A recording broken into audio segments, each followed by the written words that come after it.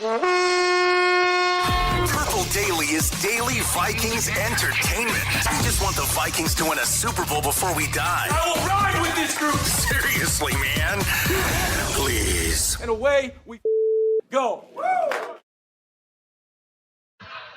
Okay, Vikings Vent Line is live on the Purple Daily YouTube channel, live from Padraigs in Northeast Minneapolis, who, despite just a buzzkill loss, which we will get into for the next couple hours, they've been great hosts here today at Padraigs in Northeast Minneapolis. We appreciate their hospitality. This is the People Show, the most fan-friendly and, in today's case, therapeutic show in all of Minnesota sports. Vikings Vent Line, Purple Daily. We'll get started. We'll turn the show over to you guys, Vikings fans, live in the house here.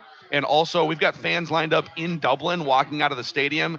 Declan Goff, the sports dad, Judd Zulgad. I am Phil Mackey. North American Banking Company presents Vikings Vent Line every single week. And Quick Trip is where we will start before we get into the where, what, who, when, and how of what just happened in Dublin this morning. Yeah, let's talk about the Quick Trip, their Gatorade border battle, which is on right now. Team Purple, I say yes, or Green and Gold, obviously not. Either way, score the ultimate fan experience. That's 2 Turf Suite tickets to the Week 18 Vikings-Packers game at US Bank Stadium, plus a $250 Quick Trip gift card to fuel your fandom. If you want in on this, head to your local Quick Trip and purchase any Gatorade product with quick rewards, and you'll earn bonus fan zone points. Packers, Vikings, let that Gatorade border battle begin. No purchase necessary. Get full details at quicktrip.com/sweepstakes.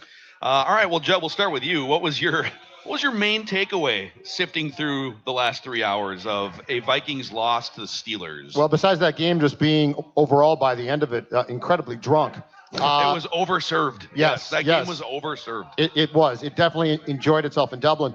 But my takeaway was this: I'm just really disappointed. Yeah. I'm disappointed, and we can harp on specific things. Carson Wentz didn't have a great day. Carson Wentz was sacked 6 times. The Vikings were down by the end of the game 3/5 of their offensive line, which, by the way, does not look like it's going to play an entire game together all season. Yeah, dude. As it was constructed, so I could pick on the offensive side of the ball, but why would I do that when I can pick on a run defense that, for the second time in 3 games, couldn't stop anyone? And here's the disappointing thing. So Bijan Robinson of the Falcons is a really good running back. He's a really good player. So he gashed you, and you're like, okay, that's not great. Then you come back against the Bengals, and the Bengals obviously had a non-existent run game, but you shut them down. You get full credit for that. But then today, I mean, Gainwell, I think, was making his first start of the season. The Steelers' run game up until today had not been good. He lived up to his name against and the he gained well. Yes, he gained well far too often. Yeah. And so I'm just really disappointed in the overall approach, disappointed in play calling to a certain degree. The defense, again, didn't play great. So, that was an eminently winnable game. It was. I think, and it's going to be tough because I'm in charge tomorrow on the Monday show of the pie chart of blame for this, and there's a lot of slices to go around. I would say, just top of my head, main takeaways: the offensive line is back to being completely unworkable for almost any quarterback. You're back to missing 60% of your promised starting offensive line. You had backups in at left guard. It is very possible that Ryan Kelly, I don't want to jump too far ahead here, but concussion was the concern today. After he overcame his 4th career concussion to be ready to play this week, concussion in the first half. He's 32 years old, other injury problems over the years. I don't think he's coming back anytime soon. I wouldn't be shocked if Ryan Kelly never plays in the NFL again. 5 documented concussions now. And so that's your starting center, who a lot of this was predicated on. Yep. One of the best right tackles in the league goes down with a knee injury in the first quarter in Brian O'Neill. So all of that makes this team, the baseline of this team, a lot worse, regardless of who's playing quarterback. And then you layer on top of it, we had the full Carson Wentz experience. In some cases, the good Carson Wentz running around. You're the one that was pleading for him to take sacks all week. So I actually blame you for some of the bad sacks that he took today. Not that many. You can dirt a ball as a veteran quarterback and throw an incomplete pass without taking a grounding or something. Watch Aaron Rodgers. The second half, I'm going to cut him way more slack than the first half because guys were basically running free. Yeah.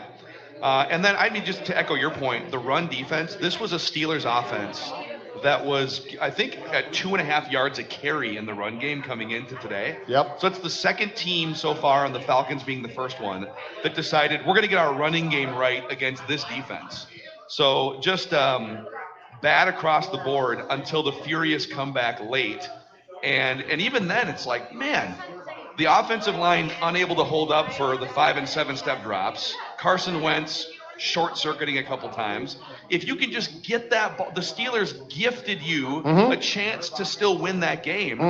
Inexplicably punting on 4th and 1, and then punting through the end zone for a touchback. Like every step, the Steelers handed you a chance to get back in that game in the last 5 minutes. And for you to not even be able to get to the 50-yard line with a minute left, indictment on offensive line, indictment on Carson Wentz, maybe even Kevin O'Connell. We have to dig through it. But I was really hoping that Big Leg Bill would get a shot from like 68 or 70 yards. Just give him a shot to tie that game, and they couldn't come anywhere near. If you can stop the run, though, this entire game is different. Like, that's the thing that gets me. You just got gashed. And plus, Pittsburgh could then, they didn't do it successfully because the delay of game that resulted in the punt was incredibly weird. But if you had a run defense at all, and which, by the way, you did sign 2 veteran free agents to help anchor that game's totally, in my opinion, it's totally different. So that was really disappointing. Dex, what was your main takeaway sifting through that 3 hours of whatever it was? Well, I kind of wanted to save it for a hot take, but I can't take this team seriously if Carson Wentz is the quarterback. I just can't. The defense sucked today. No. Partial standing ovation. Thank you, Jason. Jason Jason Harmon actually was the only one. It wasn't a standing ovation. But I can't take him seriously with Carson Wentz as the quarterback. The defense wasn't great today. The offensive line doesn't give him a chance with the injuries, no doubt. Like I won't completely put it all on Wentz being him, but yeah, right now they have went from can J.J. McCarthy manage the game enough and get the playmakers going and not shipwreck things? So now McCarthy's still on the sidelines. Wentz has to be the dude. Your offensive line is in shambles. There is now in my opinion, through 4 games, a steep drop-off, and we know where the Vikings are, and it's not a serious contender like we maybe thought at the beginning of the season. Yeah, it's certainly not right now. Not with their quarterback play, not with their offensive line, and not with the way that the run defense has been gashed in their 2 losses. So, by the way, the email address today and every week to get on Vikings Vent Line is vikingsventline@gmail.com. It looks like the room is filling up here virtually, so we'll get to that in just a second. We do have a live microphone here for the Padraigs audience as well, so don't be shy. If you have a thought, a take, if you've got something for us here on Vikings Vent Line, just line up at that microphone. But should we go to Dublin? Yeah, let's go to Dublin. All right, Let's go to Dublin. Go to Dublin to start things off. All right, let's go to James. He's at the stadium. Hi, James. Are you guys able to hear me? I can hardly hear myself. It's so loud in here still. I couldn't really hear what you guys said, but my hottest take is this really isn't a neutral site game. As you can see, this was my section with all the Steeler fans here. So it was about 70-30 Steelers to Vikes fans, but I think what you guys said, the old line, that once O'Neal went down, you couldn't stop them pressure-wise, you couldn't stop the run, and they did everything at the end of the game. All these Steelers fans thought Minnesota was paying off the rest of the few of the calls, but great atmosphere, disappointed with the loss. Hopefully we can get it next week. Thanks, James. James, thank you for checking in from the stadium. Let's keep hearing from some fans who are at this. I think it's like a 140-year-old football stadium. Yeah. Let's go to, I think Josh is next here. Josh, what's up, man? You're roaming the streets of Dublin right now. Can you hear us, Josh? Hey, Josh, what's up? I can hear you.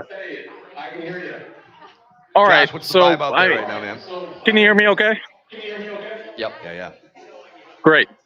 I flew out from Hawaii, so I was 6.5 hours to Seattle.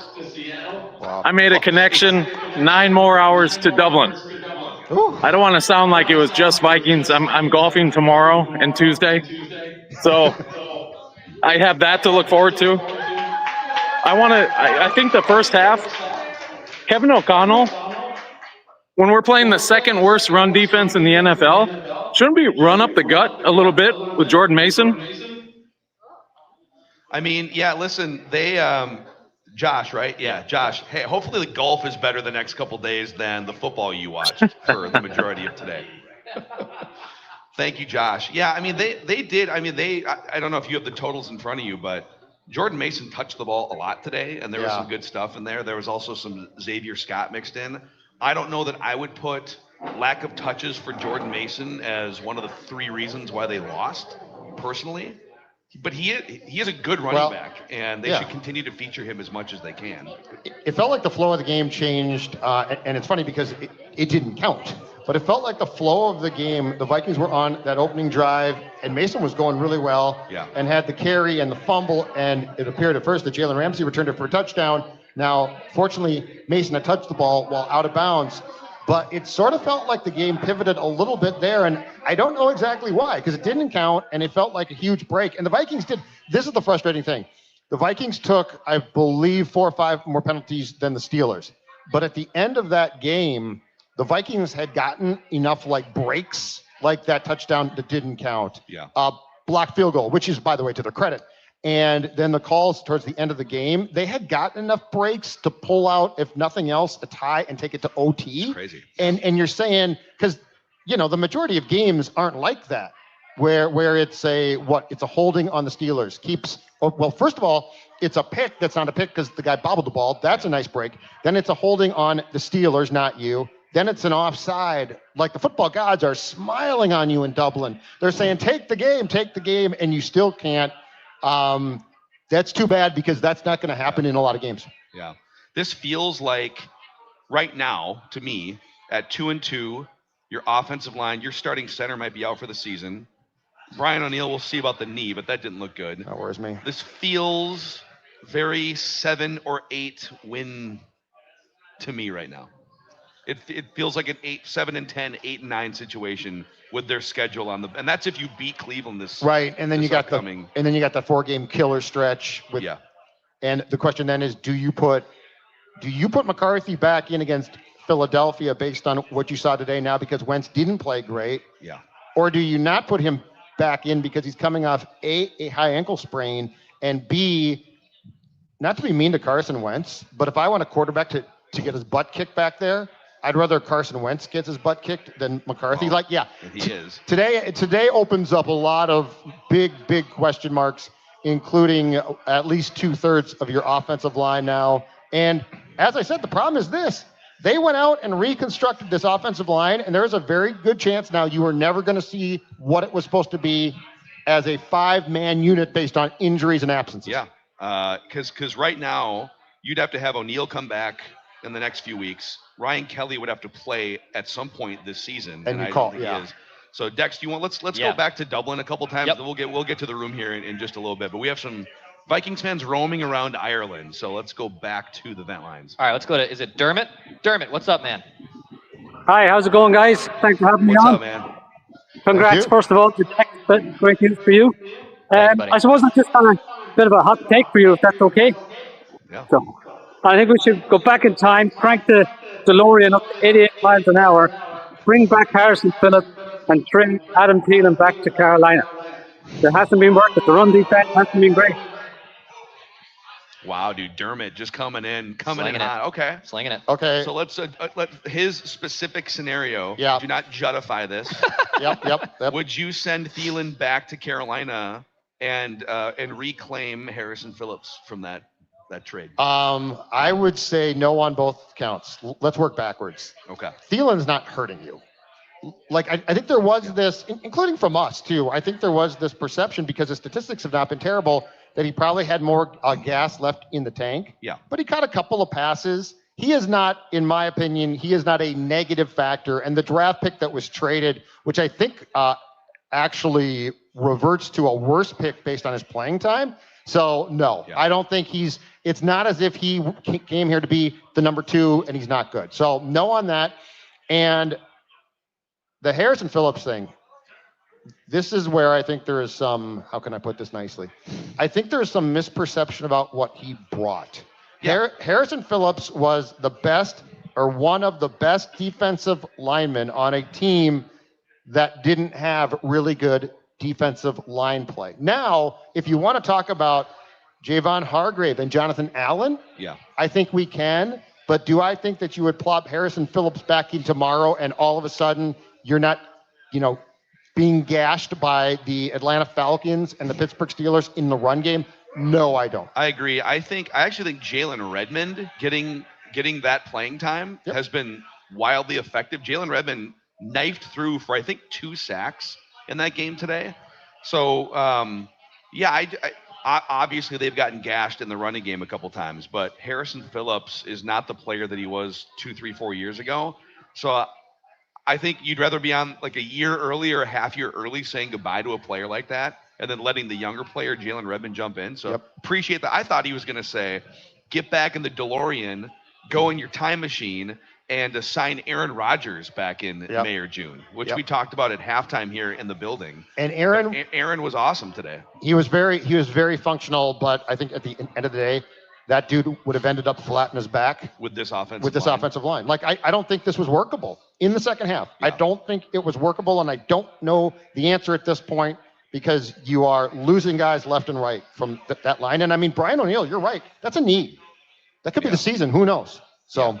Yeah. All right, back to the Vent Lines here. Purple Daily YouTube channel. Click that like button and subscribe button, by the way, if you're here for this therapy session. Appreciate you guys. All right, let's go to Cal, who's at the stadium. Hey, Cal. What's up, buddy?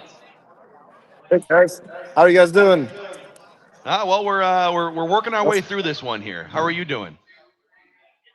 Oh, did we lose Cal? Might have lost Cal. Oh, we lost our guy, Cal. Lost Cal.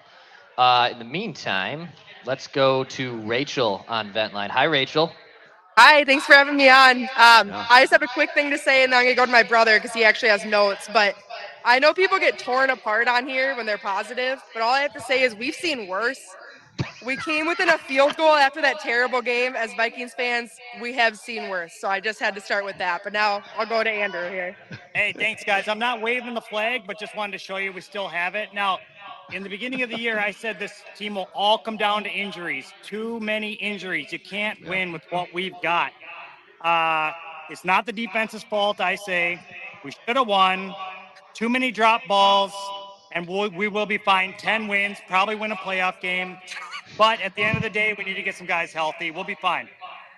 Wow. See, look at that. Some positivity coming in here. I don't know how many people want to hear the flag, positivity. Positive Phil can't even really I don't know bring how much to the table here today. I don't know. Yeah. I'm very concerned that guys are lost, I think, for a longer period of time than he is. Yeah, it is. I mean, the thought that you were going to put J.J. McCarthy in to start the season was all predicated on, but look at the offensive line he's going to play behind. And look at Jordan Addison, who had the big catch down the stretch there today. That offensive line is a theory at this point.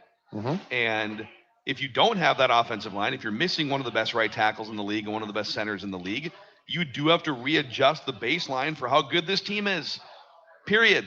And that's where we're at after the first month of the season. I do have a question for the head coach, though. Where is T.J. Hawkinson in the passing game? Today. Cut a couple little check downs late in the game. In the fourth quarter. Yeah. Late in the game. T.J. Hawkinson, to me, would seem to be an outlet guy. I don't quite understand what we're doing sometimes here. Yeah, it feels like he should have bigger numbers through the first month of the season than he has right now. All right, Dex, where do you want to go next? Yeah, let's go back to the stadium. Hey, Wiggy, what's up, man? Are you at the stadium? Yeah, I'm here at the stadium. So it was a Steelers home game. It was pretty loud for the Steelers. But I think for losing 3 O-linemen, it was better than I expected. Yeah, what was the general just vibe like in the stadium outside of the Steelers having more fans than Vikings? They knew when to cheer. So like usually for these Europe games, you don't know, they cheer like randomly, but no, they were super loud on third down. And like, it was really hard for the Vikings, but everyone was nice. That's good. That's a good starting point. That's no fights in the stands. We like to see that. Yeah, man. Hey, Wiggy, thanks for the view. It's pretty awesome little view you got there. So far we've got, hey, they might get some guys back from injuries, and at least the fans were nice in Dublin. So there's some silver linings. I think very Midwest. I think there's a surprise that that the Steelers fans, not that they outnumbered the Vikings, but by the amount. They travel well. They always have. They filled up this place before it became, I think, as common for fan bases to travel Steelers played here in 2006 or so, or 7, and they were really, really well represented in the Metro. Yeah. All right, let's bring it here to Padraigs, and we got a line. So if you've got a take or so, give us your name and give us your take. There we go.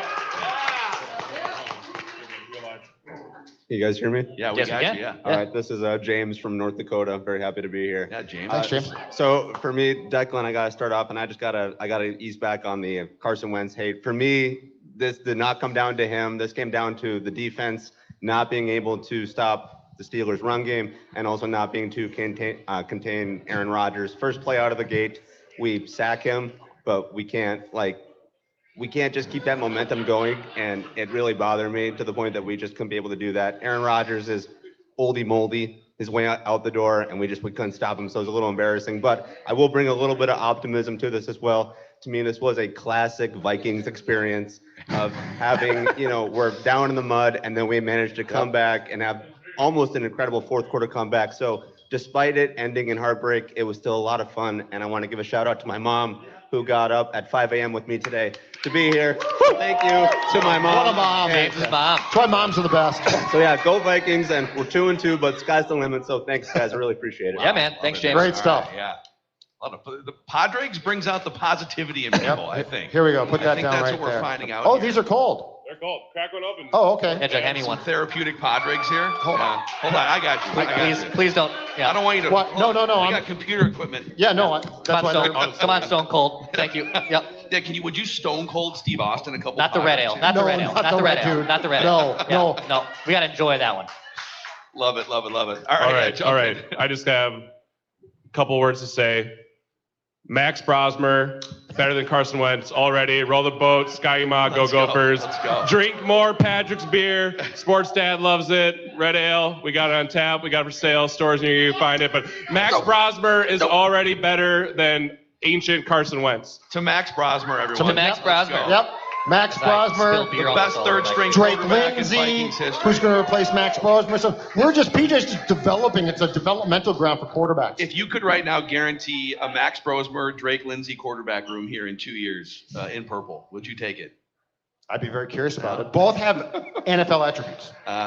Drake Lindsay, Lindsay's maybe even more than Max Brosmer. He's built more like Can we get Tanner Morgan out of retirement? He becomes quarterback coach when Josh McCown leaves. He could be a little position. Hey, he's a very bright guy. I could see it. I did think after about the third sack, and Wentz at one point banged his throwing hand on a helmet. Mm-hmm. He was clutching his ribs or his oblique. He got hit in the side on a sack. And we were talking here saying that we're probably going to see Max Brosmer for injury reasons in this game. I don't know that offensive line is the one you want to put an undrafted rookie free agent, even though we think highly of him. So, all right, jump in here. What's your name, and what are your thoughts on the game today? My name is Dan. Dan? I have a few thoughts. I don't know if I should go positive or negative, but like one carryover problem, I think even from the Zimmer area, is overcompensation. People talk about short passes and run game. They didn't throw a pass on first down until 3/4 in the second period, and then they didn't do a play action, so you're not going to fool anybody. Man, there's so much. Yeah, let it all out. We're your therapist. It's therapy. Yeah.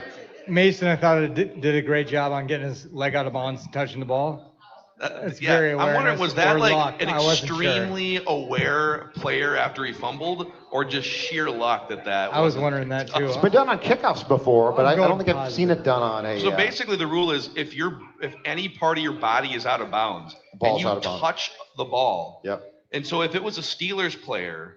Yep. Would the Steelers have been given possession or no? Because they would have had to have possession. The Right. ball would have been dead. Dead. Vikings possession Right. either way, right? Right.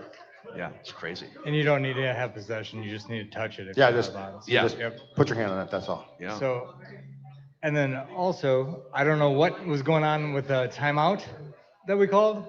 Which at the one? End of the game. Second timeout we called. It was number 2. The second Fourth timeout quarter. before, so like Didn't make it was sense well to before me. the 2-minute warning and well before the play to Addison, right? I don't remember what that second timeout was. Maybe It seemed weird. At a weird time to call it when you needed to hold on to one. Yeah. Just didn't make sense to me. Yeah.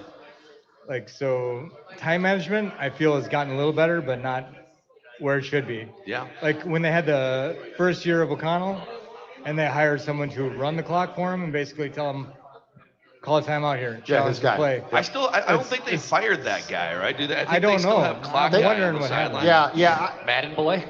Yeah, the Madden guy that they. It doesn't feel to me. It doesn't feel to me. It feels like they have also improved. Yeah. In managing the clock. So like I don't feel like that's a big problem, but I feel your pain on a lot of these points. It's just really frustrating because when you look at that score, it's not like they got blown out and they got enough breaks to win the game. Yeah. And so that's where it's frustrating because that is just the definition of a bad loss. Yeah. Thank you for coming out, by the way. Appreciate more. you, Dan. Yeah. I also hope this puts to bed the will JJ come back when he's fully healthy argument. With the same line, I would say Wentz and Dex would be right on this as well. Looked comparable, if not worse. Yeah, I think JJ did. Thank you for your points and for coming out here. I think if Wentz had been able to, rise above some of the chaos or just play at a better level and not, there's a couple interceptions in there that were, or just a couple actual turnovers and then some near ones that were cringe. Then we'd be having, and we were posing these questions all week, but yeah, at this point, all right, JJ McCarthy, when you're healthy, cool. Well, Wentz has done nothing to make that an actual conversation now through 2 years. That's assuming though that Brosmer doesn't play well against Browns. Wow. So like you're gonna have to Is there get a this chance job. Wentz wakes up with a sore hand and a sore rib cage? And I've covered this sport long enough to know that Monday can lead to things that look small on Sunday. Yeah. Oh wow. Like you can easily break a thumb or a finger passing, and then you can't play. I thought you were talking about in life, not in just football. Well, Yeah. that's true too. Yeah. They're very similar, Declan. They're very similar. So my point is, don't assume that Carson Wentz is fine. All right, let's go back to Vent Line here. Yeah, in Dublin, a Viking nomad. What's up, buddy? Hey, what's up, guys? We're on here. Nice. What's up, You guys are everybody? in Dublin. Hey, You guys got are my in guy here, Dublin. too. Hey, we're here. All the people walking. Wow. Yeah, give us set the scene for us, man. Give us your thoughts on being at the game. The game. Thoughts on the game. What do you guys think? Let's make a group thing up here. What's your thoughts? I think we talked about it already on there, but good takeaways. With the 3 turnovers and we only lost. Uh-oh. I think we lost them. I think we lost their audio. Yeah, the audio. It's actually kind of cool that we're even able to half-baked bring people that's on true. from Dublin. That's true. Right? Well, you know. It's kind of European internet. I've never been to Europe, but I've heard it's exactly the European internet. You know. Are we blaming their internet, or Yeah, maybe it's the American internet? I don't know. Goes back to Rick Spielman talking about the German YouTube with Moritz Boringer. Yeah. I found him on the German YouTube. It's like, Rick, what are you doing on the German Rick, YouTube? Is there like a separate German YouTube? I guess there. No one ever figured it out. Yeah. All right. What's your name and what's your thoughts? All right, Mitch, I'm a local from Northeast here, and I gotta say, obviously, you guys discussed everything that's wrong, like with the offensive line injuries. There's no sugarcoating that. That's really going to hurt us.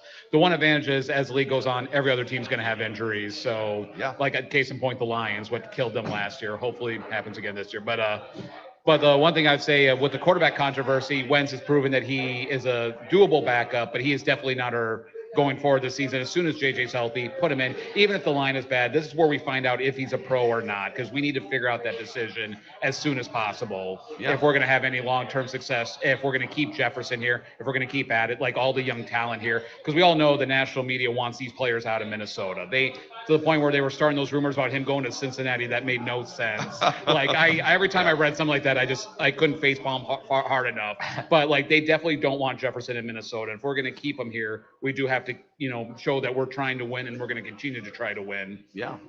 But the one silver, and I know there's a lot of negative things to say about today, but to say the silver lining, with the fact, like I was in Dublin in June, and the locals were so excited to have the Vikings coming out there. And after watching those first half, I'm like, oh God, I was so disappointed and almost ashamed. But the fact that we gave them, I know we lost, but like the fact that we gave them a game just makes me a little happy that because they were so excited to have us out there. And so I'm glad we were able to show them something like that. But my final thoughts is the minute McCarthy's healthy, we need to see what he can do with an off, because like, I don't know if anyone remember when Rodgers won his first Super Bowl, 4/5 of his offensive line was on the IR. Like he was working with a completely backup offensive line, but that team, as much as it kills me to say, found a way to win and do it when it mattered. So McCarthy, let's see if we got that in him. You know, Mitch, since you are a Northeast local here, I think you would appreciate us making you the Crybaby Craig's vent of the show. Yeah. Crybaby Craig's. That's right, my man. Also a Northeast Minneapolis favorite here. Where's our guy? Incredible hot sauce. I put it on a breakfast sandwich yesterday. There he is. Look, we got Crybaby Craig in the house himself over there. So enjoying the beautiful day.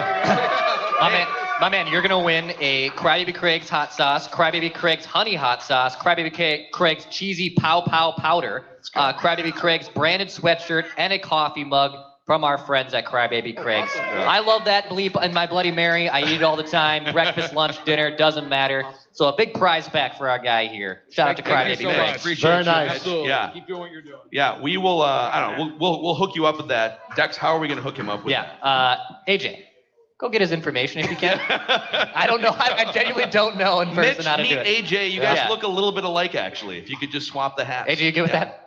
He's back there in the Monsters. Okay. Also, just a shout out. Well, maybe while you're washing down some of the Crybaby Craigs and food that you're putting it on. So Pepsi is the official beverage of the Minnesota Vikings in 2025, and you can have a chance if you get one of these Justin Jefferson souvenir cups inside US Bank Stadium and also at Hy-Vee Fast and Fresh locations. And also now at Buffalo Wild Wings, you can get these. There's a QR code on the side. When you scan it, you can enter to win Victor's Ride. It's a Polaris 1000 ATV, and they'll bring it right to your house. Victor will literally drive this thing up your driveway. Supplies are limited with these cups, so head into US Bank Stadium, Hy-Vee Fast and Fresh, or Buffalo Wild Wings to pick up your Justin Jefferson cup and enter to win Victor's Ride. Also a shout out to those Vikings scratch game tickets, Judd. Oh, look at these things. Are they not? You know bring what? it everywhere with you know you, what? don't you? I do indeed. And the Vikings might have lost this game, but you can still be a winner with the new Vikings scratch game because this could be your year, your season, or your day. Each time you play, you have a chance at $100,000 plus great second chance prizes like cash and also Viking season tickets. Just say I'm in and play the new Vikings scratch game. Must be 18 or older to play with our friends from the Minnesota Lottery. Again, pick it up. You can win, and it will make today feel much better when you're cashing in. That's right. All right, Dex, where do you want to go next here? Vikings Vent Line, Purple Daily YouTube channel. All right, let's go to Ruff here. Hey, Ruff, what's up, man? Boys. You're joining us. Can y'all hear me? Yep, we got you, man. What's up, guys? Called in a couple times. Good to talk to you again. Ripping my St. Patrick's Fort Worth hat here in honor of being an Iron, so sláinte. Wish I was there at Padraigs. It'd be a much better atmosphere. Couple Irish ales to drown this loss. That was a tough one. Wanted to hear y'all's thoughts. Wish I was there with you, drinking a bloody, drinking an Irish pub, Irish beer, and some coffee. I had to do some Irish coffee just here on my own. But I don't know. I just have a shrug emoji from that game. I don't really know what to say, other than we're 2-2. Carson Wentz kind of did what you think he would. The O-line, all the injuries. That's probably my biggest concern. But I think we got to start talking to Thor about potential beefed up D linemen for next year's draft and replacing some of the older guys and potentially offensive linemen. I don't know. We are where I guess I thought we'd be, 2-2. We'll see what happens. The floor is higher with Carson Wentz, but JJ obviously offers that long-term potential. Shrug emoji. That's all I really got to say about it. But wish I was there with you guys. Thanks, buddy. Thank you, Ruff. Thank Appreciate you, Ruff. Yeah. So at 2-2, I mean, it's certainly not the end of the world. Now, it is a little bit disturbing because you're going into, after the Browns game, which, by the way, again, I'll repeat it, not going to be easy. Yeah. But you're going into a really rough 4-game stretch. But I think the more important thing is how you got here. And look, you spent pretty good money in free agency to sign Javon Hargrave, Jonathan Allen. And you're not getting the bang for your buck that you expected there. Hargrave had, I think, a couple sacks against the Bears. Yeah. That was nice, but the reality is you were going to be able to stop the run, and you can't. And Pittsburgh exploited that today, and it became a major problem. And I'm sorry, Pittsburgh had a good day on the ground, but that's not an excuse for how poorly the Vikings played there. So, and now, unfortunately, the offensive line, you sign Ryan Kelly to a free agent contract to come in here and start at center. And we don't know now, but it appears that he could be sidelined for an extended period of time if, as you said, not done. So it's not just that they're 2-2. I think we've got to examine how they got there and where things are going, and that's what's disturbing. I will say this on Kelly though. I think if he's lost, and he could be for a long time, I think you need to probably explore the market for a center who has more experience than Juergens. I mean, if there is a Cam Robinson type of trade to be made for a center, somebody who's played before, because I don't think you can bring back McCarthy and give him Michael Juergens at center and just say, hey, kid, do you think a guy like Bradbury's available in New England right now? I don't. You want to call? The last time I saw his PFF grades were off the charts. It's fantastic. Ed Ingram's PFF grades. Yeah, you know what? And I also have zero interest. I would like them to get a veteran center, though, to plug in there. Yeah, but yes, I agree. But the problem is you're highly unlikely to trade for like a top 10 center. Oh, right. Someone that's going to really, it would just be like a depth trade that probably doesn't drastically change your outcome. And Kelly's pretty much on a 1-year deal. They cut him next year. There's $0 in dead money. So with the concussions lined up, I mean, they're going to be looking for another center either in free agency or I know we don't like drafting centers early in the draft necessarily, but they're going to be it's going to be a huge priority. I just don't think that you can have Michael Juergens now start for what could be the rest of the season. So yeah, you're not going to get a top 10 guy, but I do think that you could get a guy who's got more experience and just has a little bit, not just physically, but the mental toll or what it calls for mentally to make the line calls, to do those things correctly. That's where I would just like to see them probably fill somebody in, a veteran for Ryan Kelly. Yeah. All right, let's come back into the tap room here at Padraigs. What's your name and what are your thoughts on today? Oh, can we pop that? Or is the microphone off? Microphone not working. You want to tap that again? There we go. We're back. We're back. There it is. Hi, I'm Justin from Roseville. Hi. Hey, Justin. With the offensive line as banged up as it is, and, the Steelers, well, they have TJ Watt and some pretty good players, right? What are we doing running play action constantly when there's a defender in Wentz's face immediately? So it wouldn't make a difference if that was prime Tom Brady or J.J. McCarthy. You can't do anything, and I just felt like, what are we doing here running play action so much there, throughout the game? So there were thanks for having me on. No, Justin, thank you, man. There were definitely a few plays where the Vikings would run play action and the Steelers would have either a run blitz or just a blitz period, a secondary blitz dialed up. Right. And there was the one play, I think it wound up being a sack, or I can't remember it, but Jordan Mason, it was a play action to Jordan Mason, and the Steelers dialed up a late secondary blitz. And he takes the fake handoff and immediately dives to cut the blitzer. Yeah. But I think they had a safety coming too. So I'm going to be curious to see some of the aftermath statistics, like the blitz rates. But it felt like the Steelers said to stop the Vikings running game and to fluster Carson Wentz, especially once a couple starting offensive linemen went down, just bring the noise and force the Vikings into trying to deal with it. And they had a hard time. Definitely a hard time. Yeah, that was not. And in their defense, when you have 3/5 of your starting offensive line out too, that's going to be a big ask. Yep. All right, we'll keep it here at Padraigs. Hello, Jeff Myers from Indiana.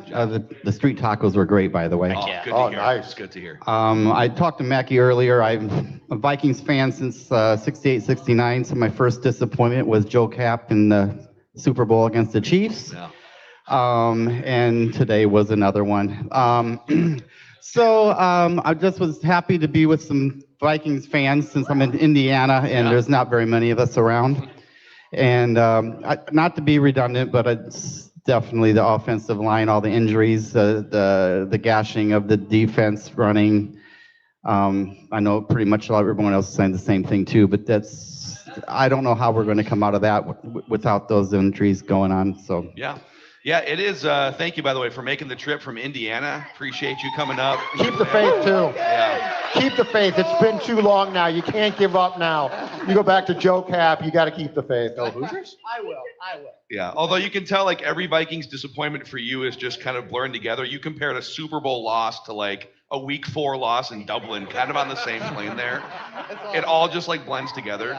But part of the big changes to the offensive and defensive line, right? All the signings and maneuvers and getting rid of some of the old offensive linemen, it was meant to beat teams in the trenches up front.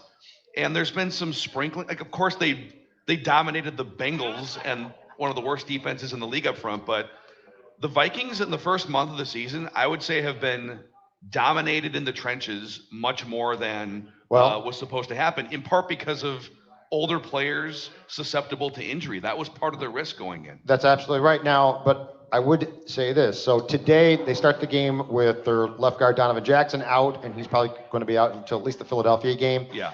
They lose O'Neal. They lose Kelly. How much more concerned? Because unfortunately, okay, those guys are hurt. It sucks, but you downgrade automatically. How much more concerned should we be by 2 of the last 3 games? The run defense looking so bad, and they're not down.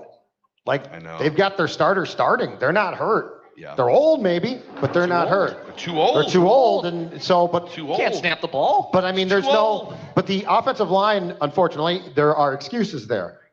The defensive line, there's not. Yeah, and not just the defensive line. It's the second level of the defense. There was a couple plays. You say second level. Yeah, you did say second Yeah, level. somebody hit the sounder. I got you. I got you. I got second you. level. I got you. Is that football? It's a couple plays where like the linebackers or even Grenard whiffs on a tackle in the backfield, and Kenneth Gainwell turns a 4-yard loss into a. Boy, Kenneth Gainwell looked a lot like. Name your Steelers running back from the past that's better than Kenneth Gainwell. Not Jerome Bettis. Not Jerome Bettis. Like Matt Franco Harris. Willie Parks? Yeah. Willie Parker. Fast Willie Parker. Remember Fast Willie Parker? Yeah. Oh yeah. Yeah. Step on up here to the may as well. microphone. I mean, they sir. dropped Talk Willie more Parker about Willie after- Parker. Yeah. So my name's Cole. Thanks guys for hosting. Yeah. And I missed Donovan Jackson today more than any rookie ever, I think. Yeah. They looked horrible without him. And it's a long season. This is the same way the Vikings started in 2017 with Case Keenum. Yeah. They were 2-2 with an awesome win week 3 and a horrible loss week 4. You guys can look it up. Oh, dude, Let's great fast take. that. Great take, it's the man. same way. Yeah, man. Cole's also a new dad like me. He's only 7 weeks into fatherhood. I get awesome memory. Congrats, Declan, again. You're welcome. Thank you. Cole, thank you. Look at the positivity, In the fact- silver linings Attaboy, you guys Cole. are bringing today. In fact, one of those disappointing 2017 defeats was at Pittsburgh. Yeah. Keenum's first start was at Pittsburgh. Look at that. So it's pretty much the same As well thing as happening. ending 09 undefeated streak. That was also Pittsburgh. Yep, and Pittsburgh again. Yeah, the Steelers got something. When In Chris fact, Louis in had some that of- like 12-yard punt or whatever the hell So it in was. some of the best Viking seasons of the last 20 years, They need a loss to they Pittsburgh. need a bad loss to Pittsburgh Yeah. to sort of, course, yeah. spark things down the stretch. So they needed this today, really is the take, right? That's the take. It's a long season. And also, do you guys miss Donovan Jackson as much as I do? That's my question. Yeah. They looked competent- awesome with them last year, right? Or last week, I mean. Yeah. They looked Competent awesome bodies on the offensive line. I think we'll take Yeah, anyone. we having can a have right now. 315-pound Thanks, dancing bear Thanks, Cole. up front Thanks, buddy. is Appreciate is you. very Guy's a nice. house. Yeah. Yeah, dude, the Pittsburgh tight end I put in air quotes, that Washington guy. That number was 80, not a tight end. Took That was a right like a tackle wearing number. He's a 80. guard. He's a guard who comes in, and this is what I want O'Connell to do. You throw in a lineman eligible. You go heavy package. But he's classified as a tight end. According to what I googled today, he's a guard. You're just bringing up Boone and Searles. I don't think you can wear number 80 as an offensive. There's Yeah. like they've loosened the restrictions, Yeah. but I think According they to just what I like found, made him a tight end. well, then he was a guard who they made a tight end. But my point is, I love the idea. You go heavy. You go heavy package. You go jumbo. Yeah. It was a problem for the Vikings to deal with that guy. So who's next on Vikings Vent Line? Yeah, let's go to the YouTube side. Let's go to Jeffrey. What's up, Jeffrey? And his kitty cat here. Hey guys, can you hear me? We can. Yeah. Awesome. Let me get Cosmo out of the way here. This season feels like 2016 without the fast start. Injury to the O-line, over and over again. I think we are reminded for 2 years in a row how important Blake Cashman is to this defense. Yeah. That second level, filling gaps. Ivan Pace had probably had one of the worst inside linebacker games against the Falcons I've seen since the Kaylee Long days. He's just not the best run defender here for us. So I would say this team looks like a borderline playoff team with all the injuries, which means the roster's really good. When they're healthy, they're definitely a playoff team. But this is going to be a real referendum on KOC and Brian Flores. They're going to have to learn how to manage these injuries. They're going to have to learn how to improve the play calling, switch things up, as one of the previous talkers said. Play action passes with Carson Wentz and a beat-up O-line. Seems really hard to justify those play calls. Yeah. We'll see what happens. It's a long season. I still have hope. If Jordan Addison doesn't slip on the deep pass, he probably scores. If Justin doesn't slip on his pass, he probably scores. It's a game of inches, and we got about 14 weeks to go. So congratulations, Declan, on being a father, and thank you, buddy. Go Vikes. Appreciate you. Yeah, thank you, man. Yeah, I think there is something to be said for September football is really about just not digging yourself such a hole that you can't overcome it. 2-2 is not ideal. But if you're going to ride the take of like the 2017 Vikings, if you're going to ride the hope wave and say, hey, if this team improves in October and November, then there's that. But the problem is the schedule in October and November is as brutal as anyone's in the league. So they could get healthier. They could get better. And congratulations, your reward is the Eagles, the Ravens, the Lions twice, the Packers, the Commanders. And then also, what is the expectation going to be for McCarthy when he comes back too? Yeah. Because a lot of the things that we thought would insulate him are now drying up, or they're just gone. And now are you asking him to save the situation? Then that was never part of it. But I mean, if I throw JJ back out there, let's just say for the sake of the conversation, against the Eagles, and I'm giving him Blake Brandel, okay, and I'm giving him Michael Juergens and Justin School at right tackle. Yeah. I am making it far more difficult than what we assumed, and so what's the expectation there? So yeah, it's that's the thing about this though, man. Injuries, because it's every team. It's not just the Vikings' bad luck. Every team just gets so worn down, and it feels like it's quicker and quicker now. So, like, what does the division look like in 2 months too? Look at the Browns hanging with the Lions now, by the way. Browns, Brownies. That defense is for real. That defense is for real. They're an organizational mess, but I think that Jim Schwartz, their DC. Jim Schwartz, man. Back in Detroit. And Stefanski. Those guys can coach. Yeah, this is every time Jim Schwartz comes back to Detroit, it's a revenge game too. So we gotta watch out. All right, Declan, who's next on Vikings Vent Line? Hey, Skull Dad. Me. What's up, hey, buddy? what's going on, Dex? How you doing? Good, man. How are you? Hey, congrats on the new kid, Sonny, man. That's awesome. I got two of my own. I just want to throw out, I think KOC had a pretty bad game today. I saw over and over again, late in the third quarter, we needed to keep pounding the rock, and they let up on Jordan Mason. You got to keep pounding the rock. He didn't have a bad game. We were only down 8-10 going into the third quarter. He could have done a lot better, giving him the ball more. And also, that one of the last plays of the game, you spike the ball and you have a delay of game. Where's your coaching at? Yeah, that was bad. That was bad. Yeah, no, that one. Let's hit on that one for a second. That was, and Wentz is like looking at the sidelines, and Kevin's got his little play chart, but you spike it, so they reset the clock for the play clock for you.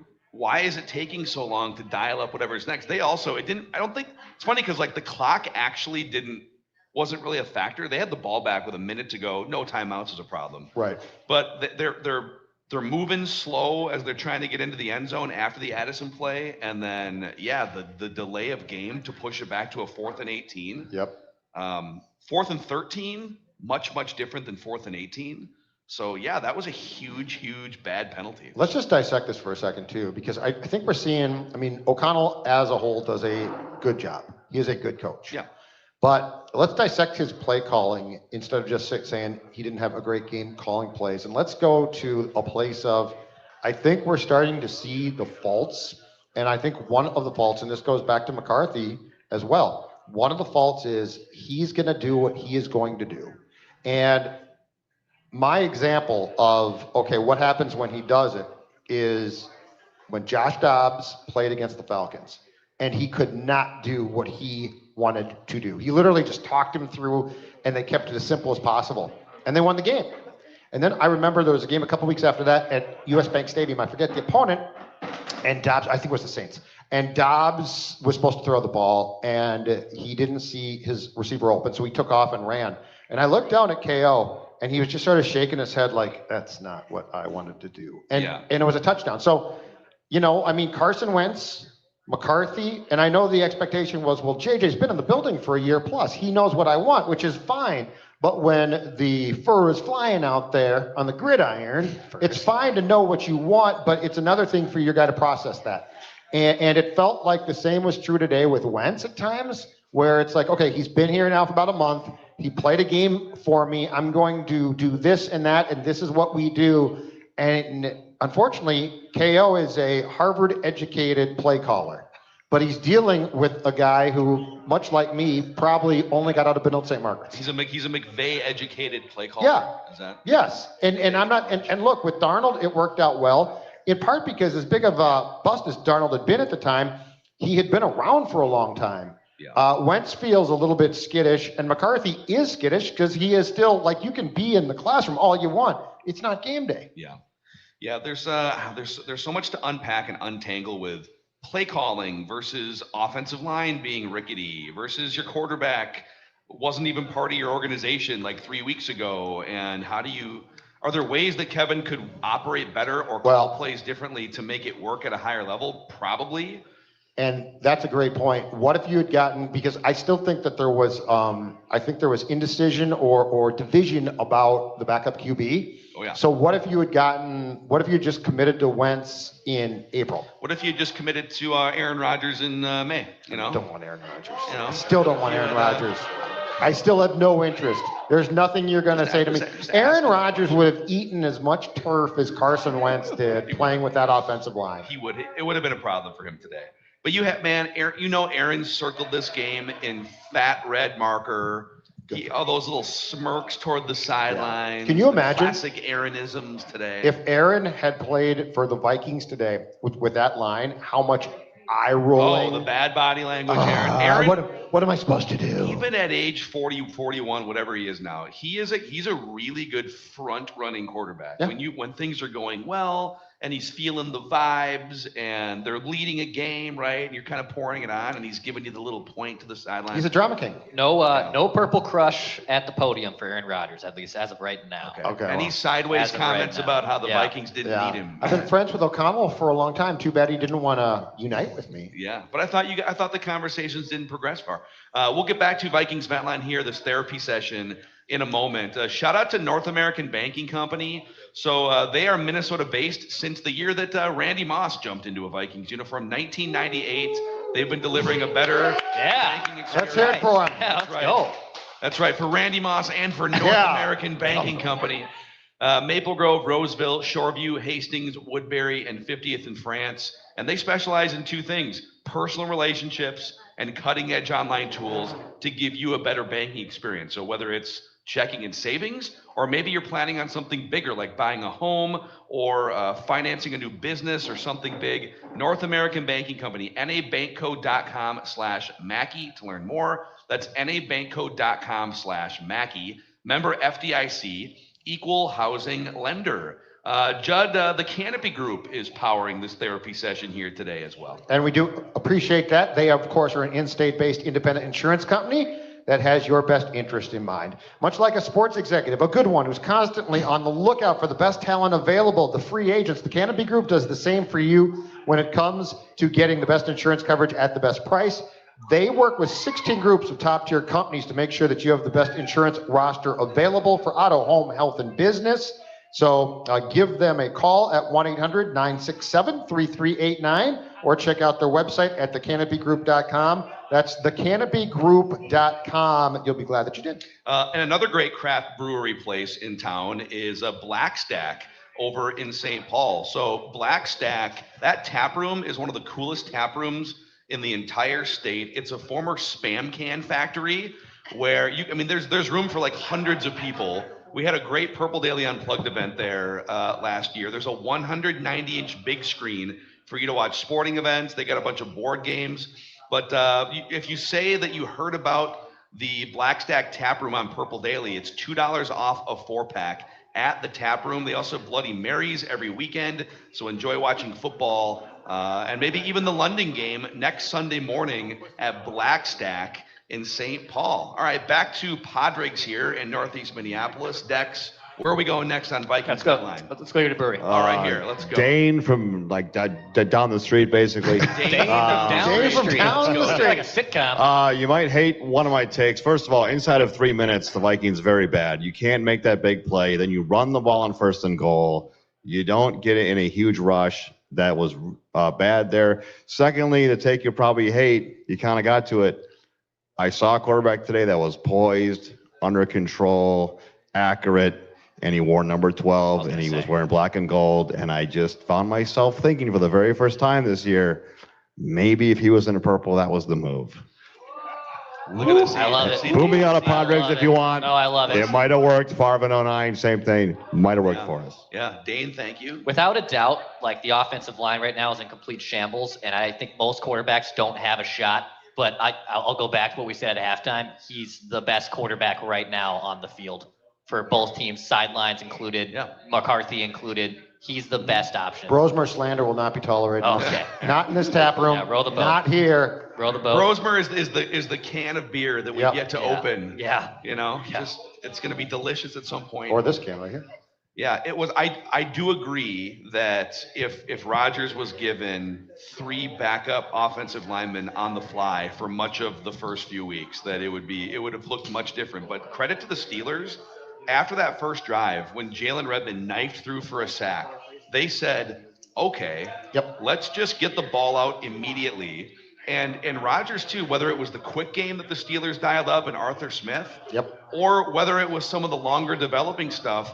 You can beat this Vikings defense over the middle if you are an accurate blitz reading pocket passer. Jared Goff, Matthew Stafford, and Aaron Rodgers did pretty much the same thing that those guys did to the Vikings in 2 different games against each last year. Well, and you bring up an interesting name, Arthur Smith.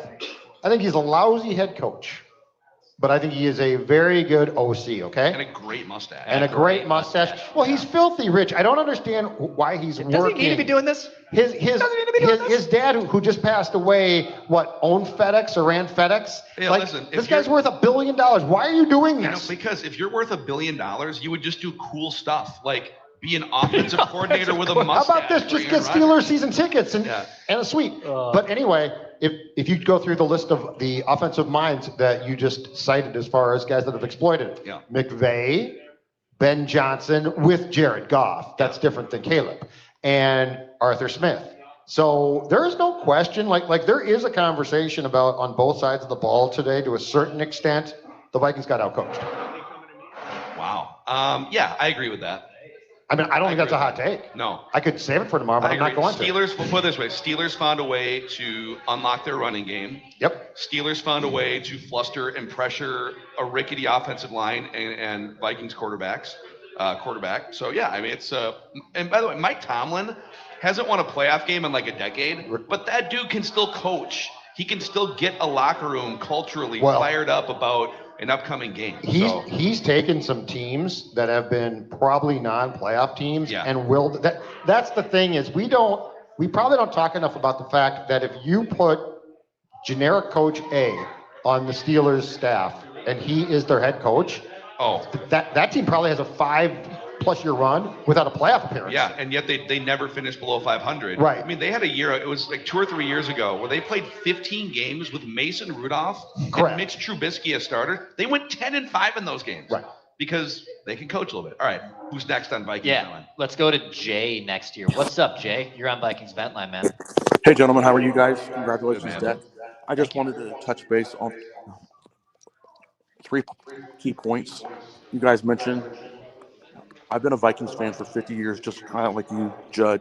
And this is a revolving door to our coaching staff. We got great coaches, but our time management, our penalties, and then when we're under stress, why don't we run the 2-minute offense more?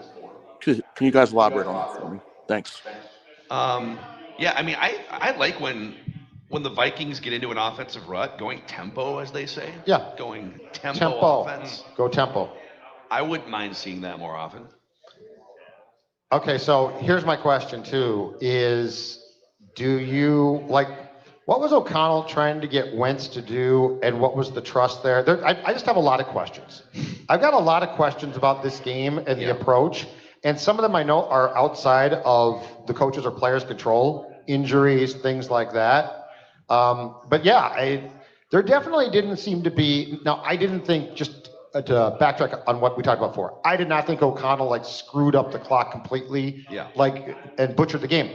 But there were points where you thought that they would try to move quicker and they didn't. But I guess my question is, if they had moved quicker, does that help them, or does Wentz freak out even more? There's a lot of things here we don't know. Yeah. Also, again, the defense.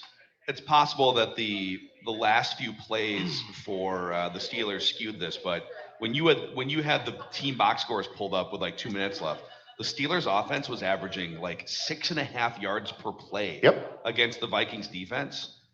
That is not part of this equation. Correct. This was a top 5 scoring defense last year and a great yardage defense, and they're ball hawking in terms of takeaways more than any defense in the league. Yep. So when you're spotting the Steelers, multiple turnovers, and you're getting gashed in the running game, you're rarely going to overcome that. There's no like play calling tweak on offense that's going to overcome that avalanche of bad defensive play. So let's bring it back here to Padraigs in Northeast. What's your name and what are your thoughts? Jake, I got to shout out my pregnant fiance and my mom. Pregnant fiance? All right. Yeah, there you go. Same age as Declan. Looking forward to it. Little girl. So, you're asking where Hawkinson was. I think in the first half, he was mostly blocking. Kind of like the first 2 games. Back to the first 2 games. Well, when Brian O'Neill goes out and you got TJ Watt staring down the barrel. And then they just kind of opened it up in the second half because they're like, we got no options. So. Right. Yeah.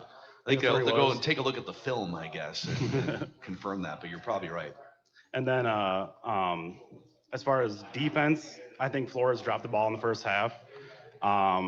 The short passing yard game for the Steelers, like what was Rodgers' longest throw? Yeah, I think it might have been. He had one down the left sideline that was like 20 yards in the air that beat Jeff Okudah. Yeah, but like mostly. But otherwise, it was long. He was just bang, bang, bang. Yeah, he was not. The run game, the short pass game, we couldn't stop. So. Yeah, and that's been thank you, by the way. Like for Rodgers, even going back to Green Bay, a lot of those quick, just little like boom, right over the middle, those little slant routes. Yep. He's been a master at quick game, and just beat the rush. And that gets back to what O'Connell talked about a week ago with Wentz. Just be a point guard. Yeah. Like you don't have to be a star, be a point guard. But that also comes back to the Steelers had a really good game plan.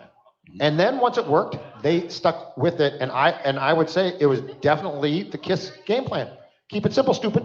KISS. KISS. Keep the it KISS simple, game plan. stupid. Just Yep. keep it simple, I say it stupid. to myself in the mirror every day. That's good. Does it work? Sometimes. But in the last week, yes. In the last week, it's for sanity. It's for Keep self. it simple. Okay. Yeah, come on. Clean the Text. poop and Yeah. keep the baby Wipe. alive. Okay. Wipe. Let's wash my hands. Let's do it. God. Let's go to Dalton next year on Vikings Vent Line. Dalton, what's going on? As I try to get you back on stage. There we go. What's up, Dalton? What's up, guys? Congrats, Declan, on the baby. Thank you. Got a 7-month-old myself, so I feel ya. Good luck. Diehard Vikings fan. Pretty disappointing. I'm a Hawkeye fan too, so went 0-2 this weekend. Yeah, ouch. It's a good team they played though. But anyway, my take for this is, I think that I don't know what else to call it besides I guess the narrative that we're built to win this year. I think the risk of injury has outweighed our built to winness, and I don't think that's a true thing to say anymore. I think it's time to let JJ catch up to NFL speed. Next year's the year. Yeah, that's good take, dude. Dalton. At the rate things are going, yeah. Let's dive into that here. So on one hand, okay, your offensive line is going to be a problem for a young quarterback, but we're a year and a half into this thing, right? And it's time to go. So I think there's a lot worse situations in the league that young quarterbacks are being forced to deal with, and you just get thrown into the deep end and you figure it out. So yeah, this might, unfortunately, wind up turning into fight for 7 or 8 wins, and then hope that JJ McCarthy is developed enough to make another push at it next year. if they don't beat some teams that they're going to be underdogs to after the bye week. So more than ever, O'Connell, and I think he will, has to stick to the kid ain't going back in until he is 100% or as close as you can possibly get. Because I ain't going to like throw caution to the wind now and be like, screw it, we're sort of screwed, so I'm going to play him. But once he's healed, you just have to protect him now. Yeah. Because if you're going to have 40% of your offensive line out for a while, or I mean, heck, your center and your right tackle, I think that you have to protect him. I don't think that you should put him in until that high ankle sprain, which takes some time, is healed. Once it's healed, though, I think you have to play him. Now, I don't know if that's against Philadelphia. I don't know if that's the next game, which I think is the Chargers on a Thursday night. But at the rate things are going right now, I'd say that there's definitely a case to be made that you're sort of just going to sink or swim with McCarthy, but you're going to try and protect him as much as possible. By the way, I did pull up from one of the guests here, I don't know, like 20 or 30 minutes ago, brought up the 2017 Vikings as a silver lining for, hey, listen, they had their backup quarterback. It was a defensive centric team with a little bit of a running game and a backup quarterback in Case Keenum, and they started 2-2, including a home loss to the Lions, 14-7 in week 4. Do you remember that one? Yep. Yeah. Brutal OT? loss. Yeah, OT. It was a ugly game. Golden Tate get the touchdown? Yeah, and I think there was some Harrison Smith mishap. Yes. I think if I'm remembering that. You and I were next to each other. He screwed up the play, and if I'm not mistaken, Golden Tate might have somersaulted into the end zone and really poured it on, and it was not good. So it was bad vibes. It was, the season felt lost. You lost the turnover battle there 3-0, kind of similar today, turnovers and stuff. But then they rattled off after that 4 consecutive wins going into the bye, including wins against the Packers, at the Bears, and then out of the bye, 4 more wins, including revenge on not quite as good of a Lions team then as now. But, all right, if you're looking for a silver lining, they had to take their lumps. A bad loss. They lost, by the way, it was 26-9 at Pittsburgh. This was 26-6 at one point, or 24-6, whatever it was. It's the same season. So if you're looking for silver linings, the vibes after 4 games in 2017 were very, very similar. And they rattled off a bunch of wins. I'm not a fan of the earlier bye weeks, but also at the rate things are trending right now, the bye is going to come at a really good time. Yeah. Like 100%. If you're healthy, I say go to November. Yeah. Well, they don't even play a true road game, by the way. It's like the bye week is going to extend this, but they don't play a true road game. These are neutral site games for another month. They go 6 weeks between true road games. Yeah. So, okay, before we get back to the vent lines here, Dex, tell them about standard heating and air conditioning. You can't fix your offensive line, but they might be able to fix your HVAC system. That's right. Yeah, don't DIY your HVAC systems, okay? I had my guy Cameron come out to mine to make sure my house was looking. I had an old AC unit, 20+ years old. Luckily, he was able to clean that thing up, making sure it was working appropriately. It's still like 70, 80 degrees. I got the AC running, for God's sakes. And now with the little guy at home, I got to make sure that the HVAC system's working appropriately and whatnot. So contact Standard Heating. Get in on their Smart Club. Gives you a discount on repairs, priority booking. Go to standardheating.com. They power us on our hot takes and whatnot. So go to standardheating.com and tell them that Purple Daily sent you. Also, we are excited on Purple Daily to team up with FVP Auto Parts and Menards this season. So whether you're getting ready for game day or looking to keep your windshield clean for upcoming maybe winter weather, you want to get out in front and get some of that splash windshield washer fluid. Being able to see clearly as a quarterback and as a driver are both very important, especially when Minnesota weather throws everything at you like Pittsburgh was throwing at Carson today. Rain, snow, road salt, even those below 0 days that are approaching here in a couple months can be problematic. So splash windshield washer fluid helps you see safely no matter what. So do yourself a favor, grab an extra bottle next time you're at Menards. And there's, by the way, for Minnesota audience, Menards all over the place. There's also Menards in 15 mostly upper Midwest states. So you are in Menards country, go grab yourself some splash from FVP Auto Parts.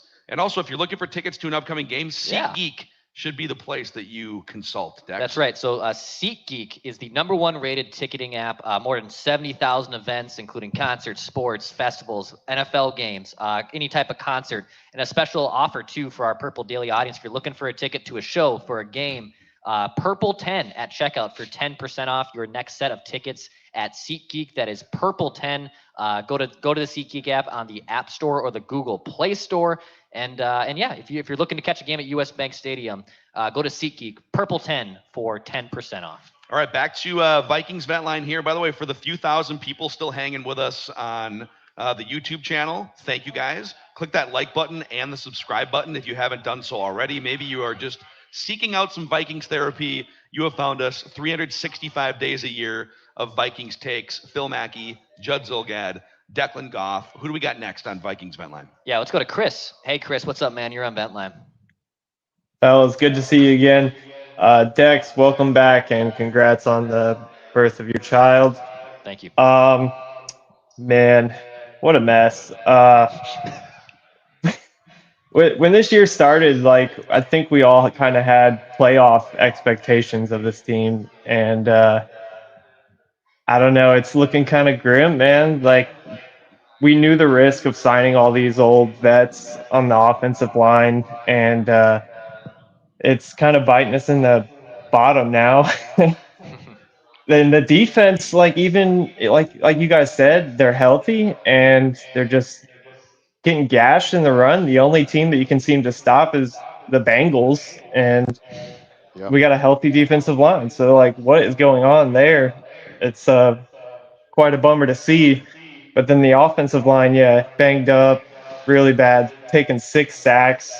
Carson Wentz, even though a lot of it was the offensive line, I do feel like he's holding on to the ball quite a bit long. Aaron Rodgers, on the other hand, gets the ball out super quick. And they even said during the game, like, all season long, he's getting the ball out extremely fast, and the eye test shows you that. But and then they said, I don't know if you guys caught that today, especially, he gets the ball out the quickest since 2016. So he's getting the ball out quick, man. And yeah, it's incredible. And I just wish Carson Wentz was able to get the ball out a little quicker. And then just some of the decision making too. It's just so I do think that kind of does put to bed the conversation about when do we bring JJ McCarthy back. I'm ready. I mean, I do want him to be fully healthy though. Like we don't want to, make it worse, the injury. Yeah, the Browns is going to be really tough next week. That's a really strong defensive team, but the whole schedule is really tough. So, there's no really great time to bring back JJ McCarthy, but he does need to come back when he is healthy. A couple good things that I wrote down. The Xavier Scott catch in the end zone with the toe tap, that was pretty nice, man. You can tell that he used to play receiver. You can. That's a great observation, because he played receiver and a little running back at Maine in college, and that was one of the best toe taps you'll see from a running back. That was no kidding. You can definitely tell. Yeah, it was pretty sweet. It was good to see Thielen catch a couple first down passes after the rough start to the season. Justin Jefferson balled out as always. The Isaiah Rodgers block, what? That was awesome. Got me a little excited yeah, that was sick. Yep. There was one more bad thing I didn't really like. The Dallas Turner personal foul. Yeah. That was like, oh my God, you hit him in the face, and that cost 15 yards. And then they kept showing him, and he's like smiling. I'm like, dude, wipe that smile off your face. This is not funny. I was I was so upset by that. I was like, that is crucial. It's a 15-yard penalty, right?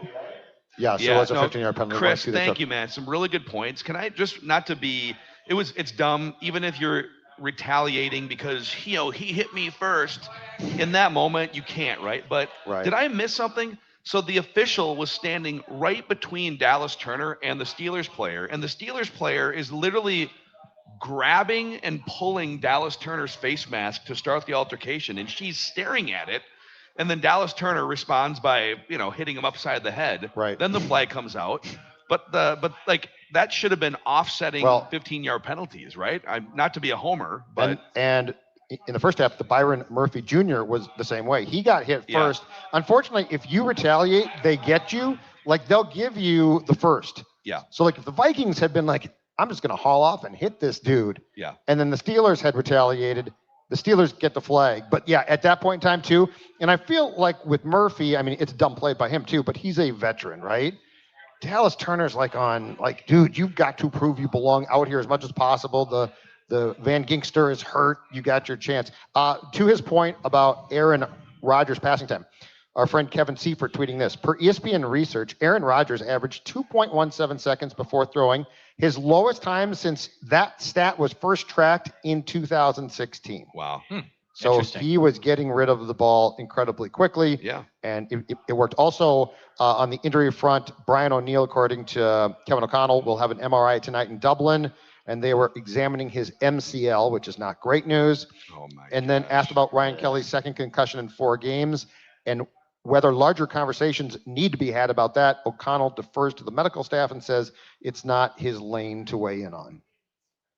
All not good. No, and the season's, in terms of playoffs, kind of on the line in London. I think if you lose to a good Browns defense and you're 2-3 with that schedule and the injuries, it's pretty dicey. We had kind of said 4-1 would be a really good place to be, and you could still weather some losses in the second half, but that's not mathematically possible anymore. So, okay, back to Vikings Vent Line, Purple Daily YouTube channel. All right, let's go to David next year. Hey, David, what's going on, man? How y'all doing? Can you hear me? Yes, we got can. you, David. All right. Dex, congrats. Happy for you, man. Thank you. You know, I've been passionate lately, guys. I got some notes. I'm just gonna read them verbatim. Love it. Let's do it. Can't tackle, oily hands. What's up with it? Someone brought it up the first game, but they just get hands all over them, but then they just slip through like soap. I don't know what's going on there. I need hands. O-line depth and the injuries is worse than last year's roster because of the injuries happening. They're getting through them. They're full of holes. Wentz is a backup equal to or not as good as McCarthy. We don't know yet, but I think play McCarthy as soon as he's healthy and just, if it's going this way, what are you going to lose? You know, like, I'm bullish on McCarthy, all that. So let's just send him, let him learn. Tomlin knew too much, man. He was good. I watched Eye in the Sky, that breakdown guy. He used to be a Vikings guy. Talked about his release time, how quick he was. He took advantage of that. Tomlin's good, man. So, like, I'm not surprised that he just knew what to do. Plus, Aaron Rodgers probably knows the Vikings better than any other player in the league, right? Probably. So I think that they collabed easily. Then Turner's also, real quick on that point about Rodgers. Yeah. You know, it's like he's not physically the same guy he was 5 or 10 years ago, but you know that dude went to school on getting embarrassed by that Vikings defense a year ago. So he went to school on it. He tried to figure out some of the different things that he missed, and part of the answer was just get the ball out at basically an historic rate. So. Yeah, and Dallas Turner had, a good tackle in the fourth quarter. He stepped up. I'm happy with what they're doing with him, man. It's good to see him. He'll get better, but he had a good stop, and that got us to the end where we could have taken advantage. And that's a conversation we've already had. So thanks for having me on, guys. David, thank you, man. Appreciate it. Great notes from David there. You want to keep going here, Dex, on Vikings Vent Line? I think Carter is on his way back in Dublin. Carter. There we go. You got us? Yeah! Well, 2 more pints. Yeah. We came up short. But we were having a blast in the fourth quarter. Thanks for having us on. We love you guys. I listen to you guys all the time, my dad and I. We're a little sad right now. Do you guys have this entire bus to yourselves right now? Yeah. It's a Mercedes. Yeah.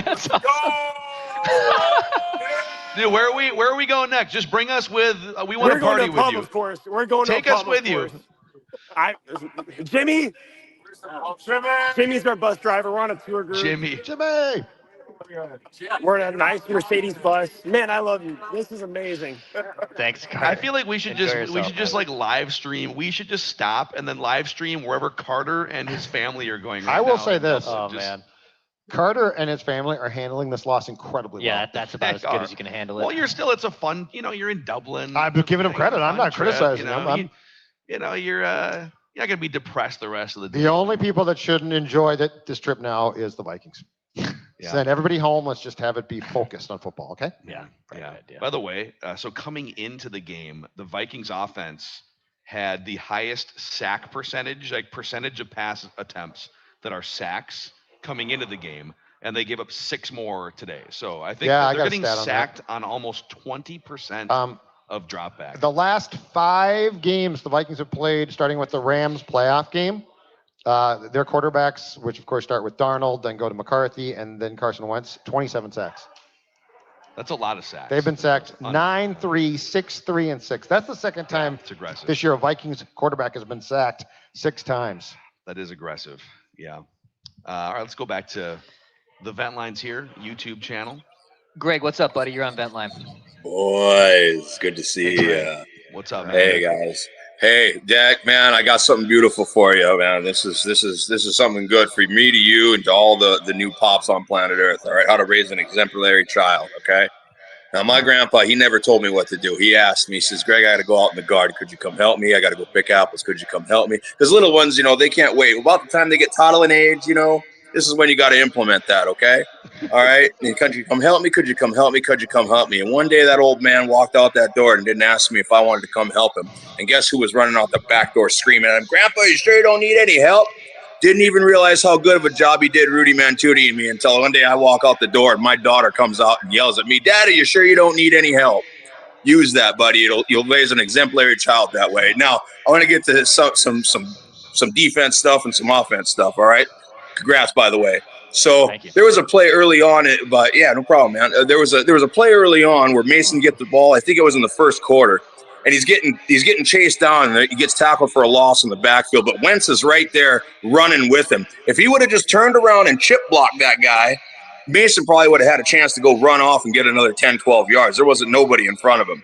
And then there was another good point here that somebody made earlier about the old scuffle. I see a defense that's very undisciplined. Very undisciplined. I mean, the boys need to have it together. They're professional athletes. They know there's going to be frickin' rah, rah, rah going on. They should get it together. I mean, that's what they're there for.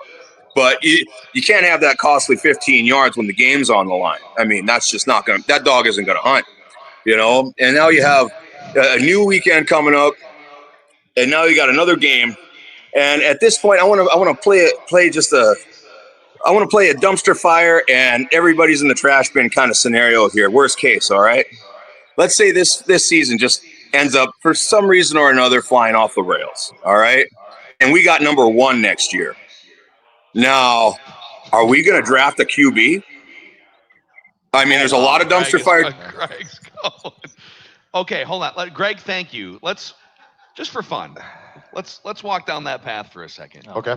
All right. Let's say this European trip continues to go a little south, and you fall into the same trap the Packers did. You lose to the Browns, and now you're 2-3, and your schedule's ridiculous. I can hear the Judd hot take now. And it just, your offensive line Saints doesn't will get fight you. healthy. Your young quarterback is just kind of thrown to the wolves, and you stumble into a 5-12. I don't think that's going to happen, but Sure. Yeah, I get it's within the realm of non-zero. Yeah, the non-zero chance. So top 5 pick? Yeah. Is there any chance? There's no quarterback would not even be McCarthy is getting at least a 2-year runway here. I think you should hold that for Thor's Day. Yeah, to find out if he would draft, because he knows the most about the quarterbacks. My preliminary thought of that without consulting with Thor on where the quarterback draft class is, if McCarthy sustains another legitimate injury. Yep. And now durability is, it's already a question mark. Dex nailed it. Then I'm probably in. Where it's like, okay, what are we doing here? What are we doing? We can't. Well, you can't stay healthy. We can't trust the limbs to. Yes. Yeah. Okay. Let's go to Ray and Ryder. Ray and Ryder. Hey. What's up, guys? What's going on, boys? Hey, man. Hey, Dex, launch it. Congrats on the kid. Do yourself a favor, man, because there's not a loss that goes by where my dad doesn't apologize to me for making me be a Vikings fan. And Ryder, I am sorry that you had to wake up at 6 o'clock in the morning to watch that nonsense. Okay. 6 o'clock in the morning. Wow. We're in Oregon. Oh, okay. Thank you for clearing that up. Which usually the West Coast sports viewing is the best because it's not for this, but not for these European games. Okay, yeah, it's a great not for the European games. No, 5:30 a.m. alarm was a little bit ridiculous. It's a little spicy. Yeah. Everybody needs to calm down. Comments are fire Quasey. KOC's a loser. Burn it all down. We are incredibly injured. Let's get JJ McCarthy, a quarterback who has kind of proven he can't stay healthy. Let's get him behind that offensive line? No. We've got MCL concerns on Brian O'Neill. We've got a center who can't, is unfortunately getting concussed every other game. Someone said our defense is healthy. I think we're really missing Blake Cashman. He is our best sideline to sideline linebacker that we've got. And last year when he came back, we really noticed what he could do. Van Ginkel has proven he's kind of had Aaron Rodgers' number, and we really missed him today. I think we all just need to take a breath. We need to get healthy. I know that's hard to do in the middle of the season, but we need to just hit the brakes a little bit, and we still have a top 5 roster. That didn't change, just because of a loss. Yeah, Ryder, so sorry, dude. Thanks you're for a waking Vikings up, fan. It sucks for you now. You're going to have to go through You can wallow in it, though. Yeah, That's it'll become part of your personality. Yeah. But I do disagree with any argument that they were a top 5 roster was predicated on that 5-man offensive line being healthy. Yeah. And they're not. So it's impossible to say that the roster is the same barometer. What about the first take that he had where he said you can't put JJ McCarthy out there behind this offense? Let's say this is it's just going to be rickety for like a month. No, I think once he's healthy, throw him back out there, man. I think This is life in the NFL sometimes. You got to be able to figure it out. Yeah. So, at this point in time, if things are going to go sideways, you can't just say we're not going to play him. Now you could say he's not going to play until the ankle's healthy. But the other thing too is, so we can talk about Blake Cashman. Okay, Blake Cashman.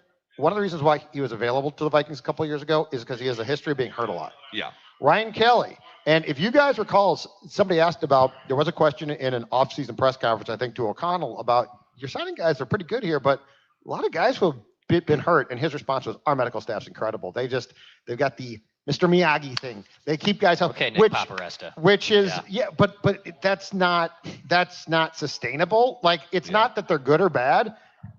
Injuries happen in cycles, right? So it was a good question. And the fact is, a lot of these guys, starting with Cashman, who, if I'm not mistaken, missed 3 games last year, which for him's not bad. Starting with him, though, you just have a lot of guys who get hurt. And if you thought, you know what, we have a different medical staff, and there's going to be, as a B, it's just a B guy. That was okay, that's significantly the top 5 biggest Hornet I've ever seen. That's a huge B. Is that a Hornet? I don't know if it's. I guess that's a B. I think, dude. Maybe it's Larry David. Maybe I'm Larry Daviding this a little bit. I feel like that Hornets RAS score is not quite as big. As I don't know, man. That's about as fat as a B I've ever seen. It hovered and made eye contact with Declan, though. So it must. You know what? It was trying to congratulate you. Yet I don't like bees and horses. You know what? I don't mess with the bees bee and was. horses. I don't like them. But 2 different size things, but very scary to me. That bee tried to stop and congratulate you on the birth of your child, and you sent it skedaddling. I don't think that's very nice. Anyway, you can't just say our medical staff is great, so we're not going to have guys hurt. And Brian O'Neill too has now become a problem. Like at his age, this has become a problem where he just gets hurt a lot. It's it's tough. Hey, we'll get to a few more therapy sessions here. But Judd, MSP Plumbing, Heating, and Air Conditioning could be a therapy session for your HVAC system. Yep, and if you are thinking about going ductless, folks, I am going to tell you right now that you want to call At MSP, commitment is more than just a word. Hey, That's my job. There's audio. Did I load that in or did you? You loaded that. That's my job. Hey, I think voiceover guys, shut up. okay. This is sports dad's read, okay? This is what happens when Phil takes over some of Carson Declan's Wentz? duties. They're trying to. Sorry. Yeah, I freaked out. I threw a pick there. Okay, so if you're thinking about going ductless, I'll try this again. Call MSP because they're a Mitsubishi Elite Diamond contractor for ductless, and they know what they are doing. Older home, no ductwork, that is no problem. What MSP does is they specialize in smart and efficient ductless installs, and these systems aren't cheap. MSP, though, is going to help you make the best decision for your home and budget. Quiet, efficient, serving the Twin Cities for more than 100 years. Local, trusted, and committed to your comfort. How do you get hold of them? This easy. 651-615-4292 or call MSP.com. Call MSP.com. I'm sure the guy that was trying to do the promo, that voiceover was going to be fantastic. Great. Yeah. But he can back right off right now because this is my job. I was like, Mister. I was all excited. Like, I'm going to take something off Declan's plate. He's a dad for the first time this week. I got this. I will load this into Purple Daily. And you did. And 4 other podcast templates, probably.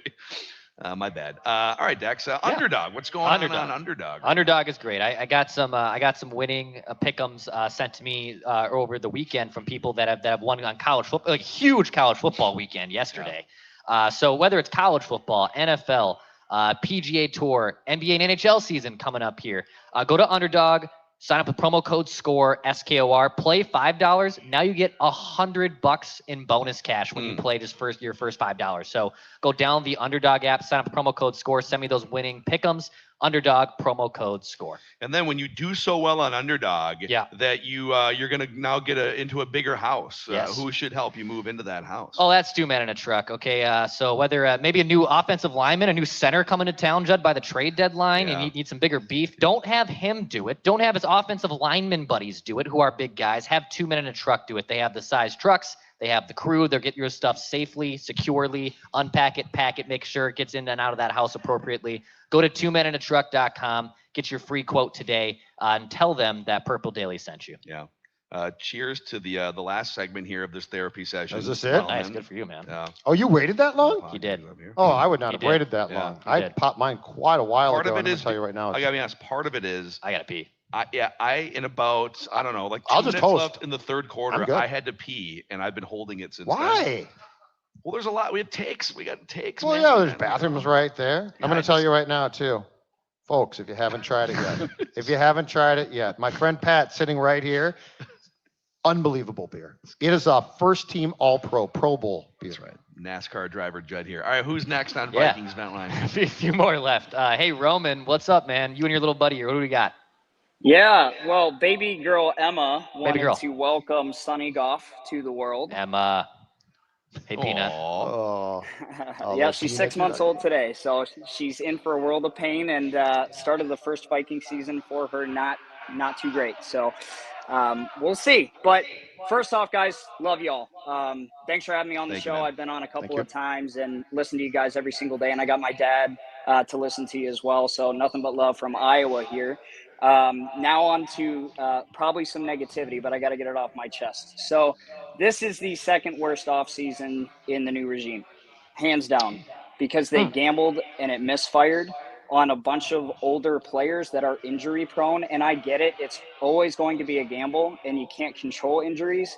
But the fact that they went out and spent the most in the offseason on free agents, big names that are a little older with injury prone, I worry about that. Ryan Kelly, to me, was the biggest misfire and a huge mistake. When you had Garrett Bradbury, who is not great by any means, I'm not saying that. But now you've got Michael Juergens, who major question marks there. Yeah. True. Yeah. Let's. By the way, Emma for making her debut. Bye, Emma. Happy 6 months, Emma. Hopefully we can see her again. Real quick, what we were reacting to there is Aiden Hutchinson just went down with. I think he jogged off, though. He pounced back up. Ow. Yeah. Okay. I don't know. Maybe he just took a knee in a weird spot. But, but yeah, to the point there, the Vikings did gamble on free agents that are on the wrong side of 30. Now, sometimes that can be a great sneaky use of your free agent dollars, because in the way that they did it with Allen and Hargrave, they signed those players after they were cut by their old teams because they had too big a cap hits and sometimes you can take advantage of that team can't afford that aging player anymore, but there's still a year or two left of juice, and they didn't have to give up anything in the comp pick equation. So I still think it was good process to sign Jonathan Allen, Javon Hargrave, Ryan Kelly, but to this point, the two defensive guys have not lived up to the billing, and Ryan Kelly has suffered 2 concussions apparently in the first month of the season. If you want to, and I understand right now it's very easy to criticize how this is going because these guys who we said if they can maximize who they are going to be good, and then if they can't, there's going to be problems. But if you want to really delve into the discussion or what he just brought up, it's drafting. Like you needed guys to fill in because draft picks didn't work out. Yeah. So like that's the real the nitty gritty, and it could be a show, but the nitty gritty of an entire show would be, okay, you've built this team through free agency with some veterans. You've done a really good job with undrafted guys. Yeah. But when we start to talk about, basically a 2022 draft class that's blown up, right? Yeah. And not just Lewisine, Andrew Booth. Like there's a lot of guys there that you do not have. That's where having to do this was driven by the drafting problems. Yeah. And then as a result, you wind up with Jeff Okudah taking a flyer on him. Correct. He gets beat on a play today.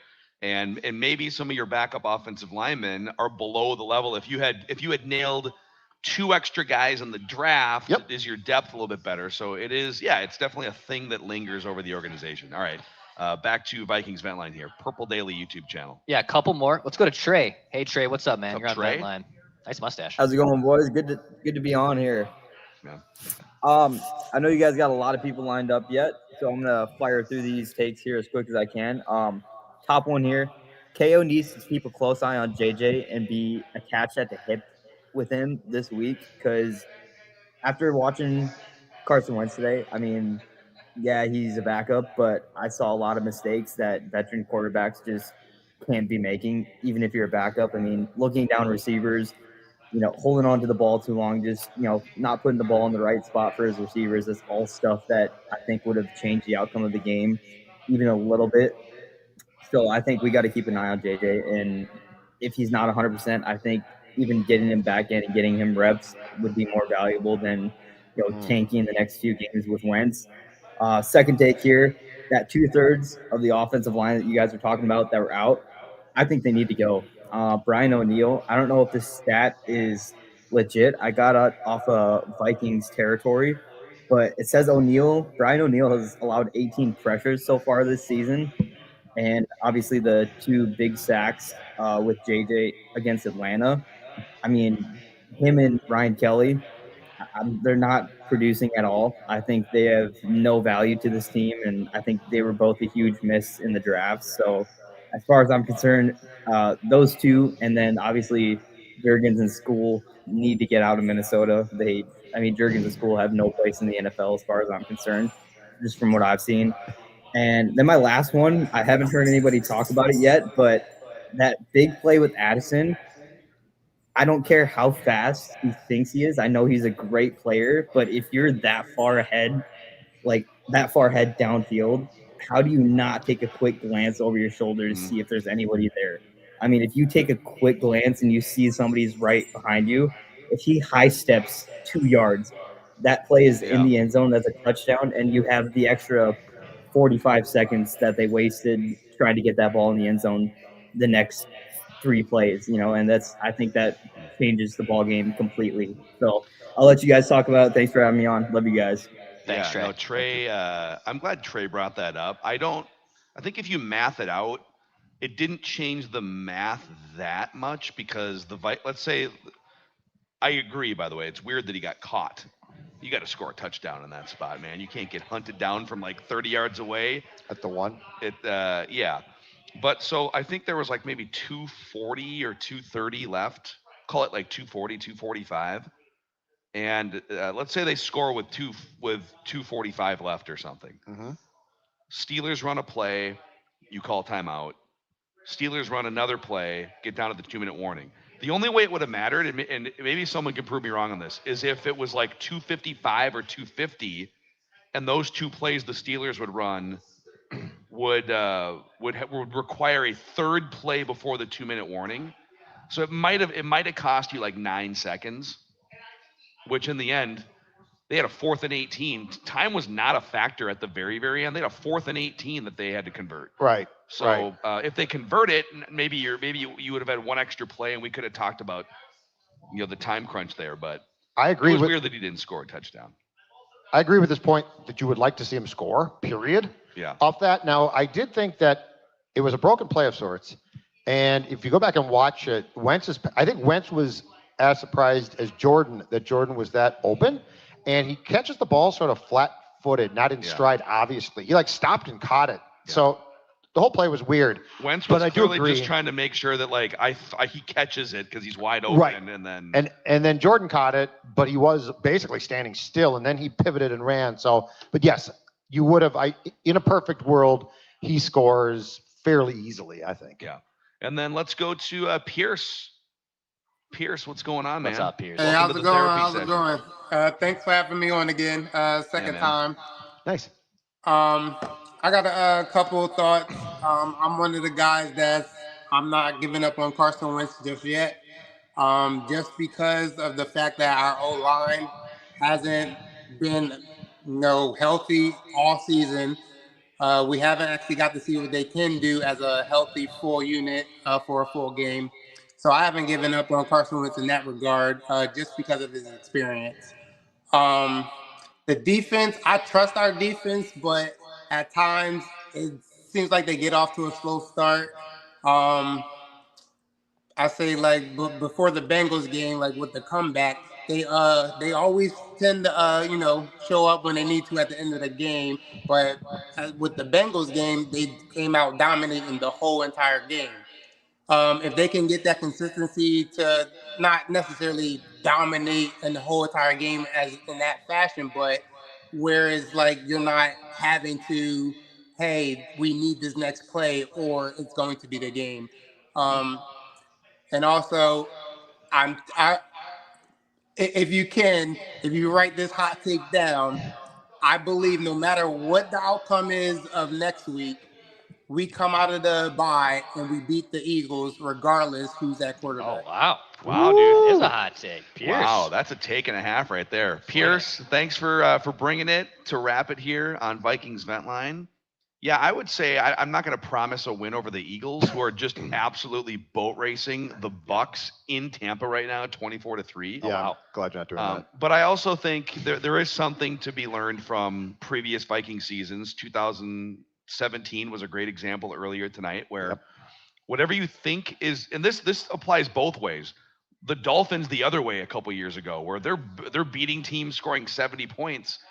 September is so far away from November and December in the NFL that I do think this team has a counterpunch at some point. I think they're going to go back to the drawing board when it comes to protections, even with backup offensive linemen. You shouldn't be getting sacked at the rate that Vikings quarterbacks are getting sacked. And so a smart coaching staff with Kevin O'Connell and Josh McCown and other guys are going to go back to the drawing board and figure out a better quick game, leaning into the running game, some different play concepts that work. It's like whatever you feel right now likely isn't going to be the case for the entire season, would be my positive Phil silver lining on this. And that's where the bye week should come in handy, because that's the time that, of course, the football people do their self-scouting. And when you self-scout, that's when you get your house in order. I would say that today is a perfect example of, more so than the Steelers, the Vikings beat the Vikings. So can you fix that? Yeah. Can you get to a point? And when you talk to Boone and Searles, I'll be curious of the 6 sacks again, how many they put on the line, how many they put on Wentz, and potentially play calling. Yep, it will be an interesting glimpse. Because it's never like all 6 are on Carson Wentz or all 6 are on the offensive line. Yeah, it's gonna. I think so. 2 weeks ago when they lost to the Falcons, Boone just diagnosed all the different offensive line, like the reason why the offensive line was the number one culprit. I hate to do a repeat of that, but I think the film diagnosis will require, let's take a look at what happened there. How do you get sacked 6 times?